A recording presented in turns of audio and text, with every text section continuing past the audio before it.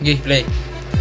So, hi everyone, my name is Mark Ayn Odidi Katuya and I will going to explain or video tutorial about stack in Java. So first here, you need to class that they put a curly bracket and then writing top, comma, and cap. So, karong adlaw I show you how to implement a simple stack in Java using arrays. Ang stack na follow sa last in, first out principles. Ang last ni mong ibutang, makoy una ni mong kuhamon. So which is the stack last sa upper side. And then, ang sa stack class, na siya ay kanang tulo ka variables. Empty cap, put the curly bracket, then this. Okay. Cap, then Okay lang, nagi ko dong. okay. Cap. Cap equals 1. Okay. A is equals to new id. So diri kanang cap na variable para sa index na sa ibabaw. And then ang cap para sa capacity. And then ang A na variable. Mauna siya ang array para sa element. Okay, gets. So, delete, public, boolean push. So, kaning push, ang usa na siya ka-method kay mo add man ng element kung paano na mo print siya og stack overflow. Kung dili siya mo increment ang top kung ibutang ang value. Top top greater than equals to top, which is ang atong capacity, then minus 1. Put some curly bracket, then print then taog stack. Okay, stack overflow. So in-print mo na automatic na magawas na niya kay stack overflow. Semicolon and then return. Okay. Return false. Then semicolon. Okay. Sabos. A plus plus stack. And then equals X. Then semicolon.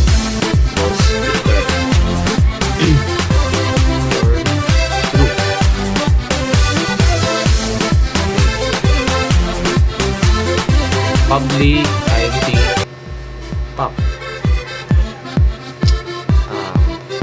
Then open close bracket, then put some curly bracket, then if top. Okay, explain ako dali ko sa pop. Ang pop kay method po na siya kay mo remove sa top element. Kung empty mo print siya og stack underflow. Kung na'y sulod, i-return niya ang element o i-decrement ang top.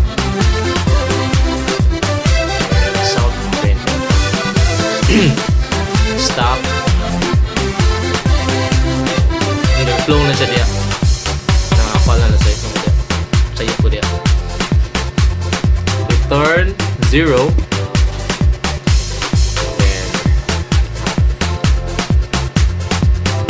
Then semicolon.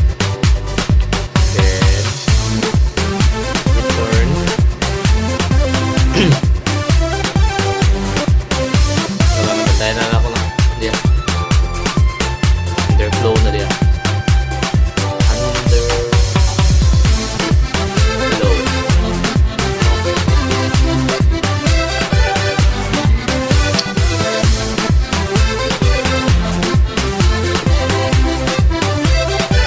Then return A. Some open and close bracket. Then sa suot sa bracket, punta ka diya. Minus 1. Minus na diya. Then semicolon.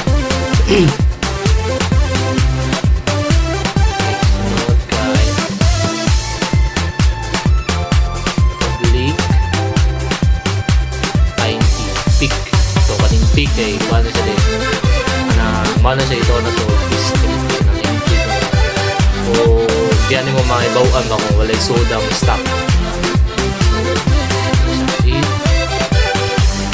top is less than or greater than 0,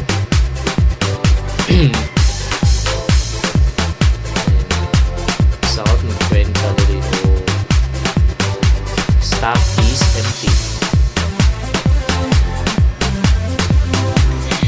Okay, then return.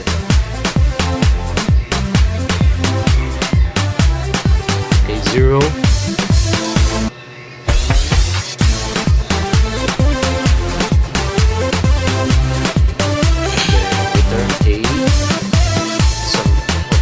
Bracket at top, semicolon. And then curly bracket, public, boolean.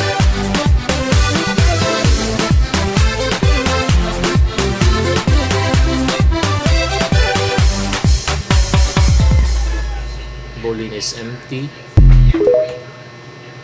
Okay. Return top, then 0. Put some semicolon. Dali ta sa main method na public class main. Sa iyo pa din. Public static void. Then string args main, then string args, string args. Okay, close and open bracket and args, then curly bracket, then stop stack s equals new stock and semicolon. Ay, wala na. Tabalan mo rin semicolon. Okay, then s dot push, then 10 is mga mong variable gamit 10. Ko lang na siya gi-copy, tinapulan na style ba. Okay,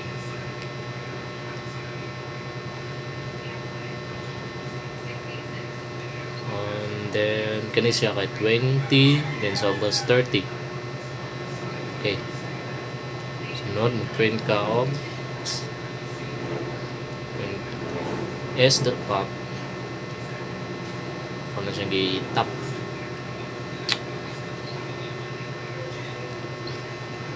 Okay, plus okay, base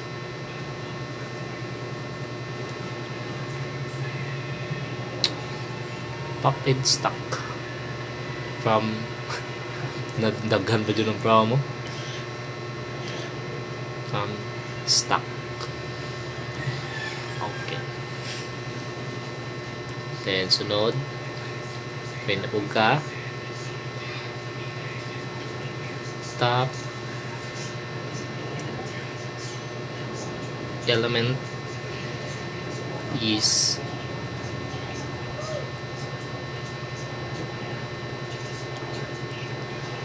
plus is the pick. So magawas to ang element ay ang main ang variable na pick. Then so, print na po ka element present in stock. So is equals to, then while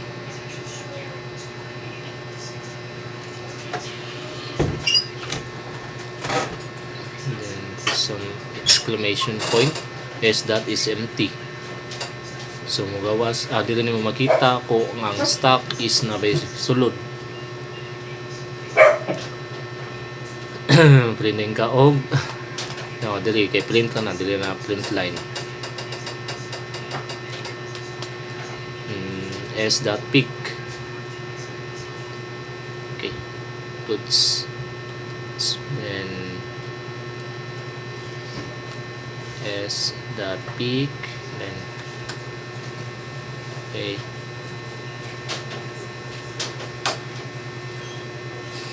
Plus and so boss na pod last part. S.pic S.pop. Okay, pop.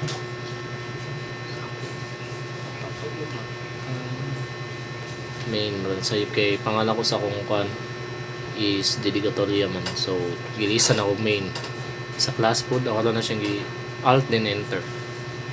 Okay. So man na. Try na to og kuan. Sorry. Try na to og run. Okay, naladali ang 30 pop from stock. So nanay sudang stock noon. Top element natin is 20 element present in stock. So katong giprint ako ganiha nga 20, 10, then so mga ta guys, hanggang sa susunod. Bye bye.